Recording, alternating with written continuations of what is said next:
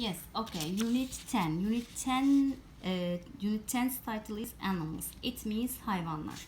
And while we are talking animals, we can talk about the animals lives on a farm and also lives in the jungle. Yani biz hayvanlar ünitesinden bahsederken farm, çiftlikte, jungle, ormanda yaşayan hayvanlardan bahsedebiliriz.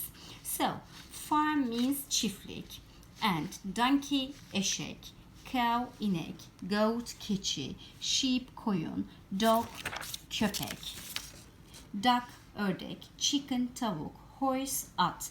These are the animals lives on a farm. And also when we think the animals lives in the jungle. Ve biz ormanda yaşayan hayvanları düşündüğümüzde jungle means orman as we said before. Az önce de söylediğimiz gibi.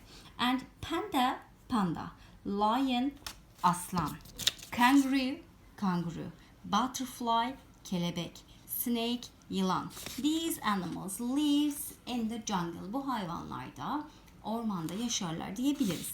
Also, if we talk about, if we review can and can't ve yapabildiklerimizi ve yapamadıklarımızı belirttiğimiz can ve can't yapısını animals konusuyla bağdaştırarak incelediğimizde ise what can animals do or what can't animals do?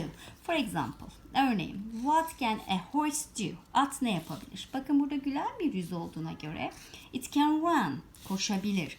But, fakat burada somurtan bir yüz olduğuna göre it can't fly, uçamaz. What can a cow do? Peki inek ne yapabilir? It can walk, but it can't swim. Yürüyebilir fakat yüzemez. What can a zebra do? Peki zebra ne yapabilir? It can run, but it can't fly. Koşabilir ama uçamaz.